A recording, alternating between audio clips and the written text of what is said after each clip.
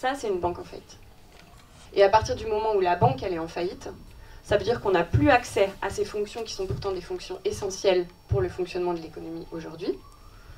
Les moyens de paiement, nos dépôts. Et puis si elles font faillite, il y a un autre événement, c'est qu'en cascade, elles vont mettre en difficulté, voire provoquer la faillite de toutes ces institutions qui leur ont prêté. Puisque les montants sont colossaux. BNP Paribas, la totalité, c'est 2000 milliards d'euros.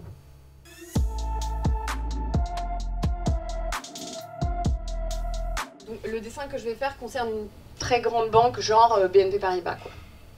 Les grosses banques qui dominent le système et qui sont des noyaux, qui sont des nœuds dans le système. Donc à quoi elles sont occupées? Elles font des crédits, qu'on va représenter ici. Ça, c'est des crédits. Donc les crédits à l'économie productive, principalement les ménages, les entreprises. Et puis, donc ça, c'est dans le cadre de leurs activités de banque commerciale, institutions de crédit, disons. Et puis, elles ont aussi une autre activité. Et ça, c'est l'activité qu'elles mènent dans le cadre de leur activité de banque d'affaires. Et ça, c'est une activité qui fait qu'elles possèdent des titres financiers. Donc les titres financiers, c'est quoi? C'est des actions, donc des parts de capital d'entreprise et d'entreprise, des obligations, ça c'est des parts de dette d'entreprise et d'État, et puis des mélanges de tout ça à travers des SICAV et autres fonds. Mais il y a aussi là-dedans ce qu'on appelle des produits dérivés. Et les produits dérivés, en gros, c'est des paris sur des évolutions de prix, c'est des paris sur des événements, c'est des paris sur des évolutions de taux, des choses comme ça. Donc ces titres financiers, ces produits dérivés, celles-ci, elles les détiennent au titre de leur activité de banque d'affaires. Ça, c'est ce que la banque possède en fait. Elle possède des titres financiers et elle possède des promesses de remboursement. Et c'est ce qu'on appelle en comptabilité l'actif de la banque. Et en fait, pour avoir tout ça, pour financer tout ça, la banque, elle fait quoi? Elle se repose, comme je le disais, sur trois choses. Son capital, les dépôts de ses clients, donc les comptes courants, comptes épargne que nous avons, les comptes des entreprises, les comptes des ASBL, les comptes des collectivités publiques. Donc les dépôts, capital, dépôt, le capital étant ce qui est amené par les actionnaires, donc les actions, voilà, dépôt. Et puis la troisième part, c'est les dettes. Et voici à quoi ressemble la proportion. On a le capital qui est là. Donc le capital, ça c'est ce que détiennent les actionnaire, et qui est inférieur à 5% aujourd'hui dans les grandes et moyennes banques en moyenne. Donc ça veut dire que dans des très grandes banques, il est plus petit, il est plus bas que 5% du total. Ensuite, vous avez les dépôts qui sont mis en regard des crédits. Donc comme vous le voyez, on a ici une activité qui se tient en fait dans le sens où les dépôts financent les crédits, plus ou moins, c'est schématique. Et puis ici, tout ça, c'est financé par de la dette.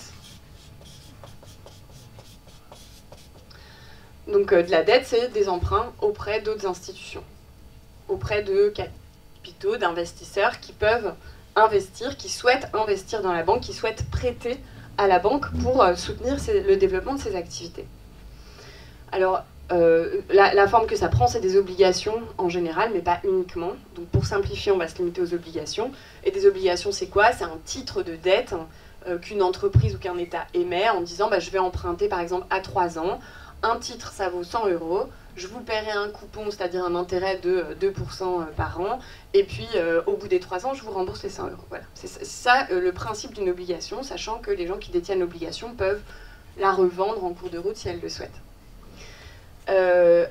La question, c'est qui détient ces titres de dette, qui finance les banques. Et donc il y a plusieurs catégories d'acteurs, mais c'est principalement ce qu'on appelle des investisseurs institutionnels. Et dans ces investisseurs institutionnels, il y a qui? Il y a d'autres banques déjà. Il y a les banques centrales, mais ça finalement c'était pas censé être beaucoup et ça prend un peu de place. Il y a des sociétés d'assurance. Il y a des fonds d'investissement divers. genre SICAV. Pension. Il y a des fonds plus spécifiques comme les fonds de pension, même si je pense qu'ils ne doivent pas être à donf sur les banques en ce moment, parce que ça craint un peu. Les entreprises non financières. Ouais, il y a les fonds monétaires, et ça on va en parler un peu parce que c'est un des gros enjeux maintenant. Et puis il y a les grandes entreprises qui ne sont pas des entreprises financières, mais bon, presque. Genre, pour donner quelques exemples, Apple, Amazon, ArcelorMittal, enfin, toutes ces grosses boîtes, en fait, elles ont des tonnes et des tonnes de cash qu'elles accumulent et qu'elles investissent sur les marchés financiers pour augmenter la rentabilité de leur activité. Et donc, qu'est-ce qui se passe du coup quand il y a une perte sur les marchés financiers? Donc quand il y a des titres financiers qui baissent en valeur ou qui perdent de la valeur complètement comme il y a eu en 2008, ou à chaque fois qu'il y a des cracks, petits cracks, gros cracks, et bien tout d'un coup ça veut dire qu'on a un paquet de titres financiers ici qui valent plus rien.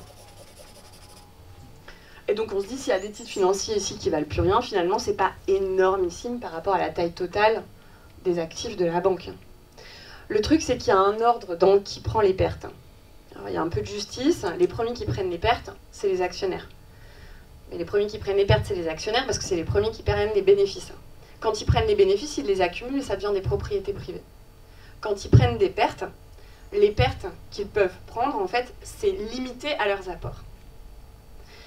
Du coup, les pertes, assez vite, si elles sont imputées aux actionnaires, eh bien, elles font sauter le capital de la banque. Ou elle le diminue de manière tellement significative que ça met la banque en faillite. Ça, c'est une banque en faillite. Et à partir du moment où la banque elle est en faillite, ça veut dire qu'on n'a plus accès à ces fonctions qui sont pourtant des fonctions essentielles pour le fonctionnement de l'économie aujourd'hui. Les moyens de paiement, nos dépôts. Et puis si elles font faillite, il y a un autre événement, c'est qu'en cascade, elles vont mettre en difficulté, voire provoquer la faillite de toutes ces institutions qui leur ont prêté. Puisque les montants sont colossaux. BNP Paribas, la totalité, c'est 2000 milliards d'euros. 2000 milliards, tout ça, ça fait 2000 milliards. Donc on parle de montants qui sont astronomiques. Voilà, donc ça c'était pour poser un peu la situation, le schéma des banques, des grosses banques aujourd'hui, il est encore comme ça. Il était déjà comme ça en 2008, il était déjà problématique en 2008.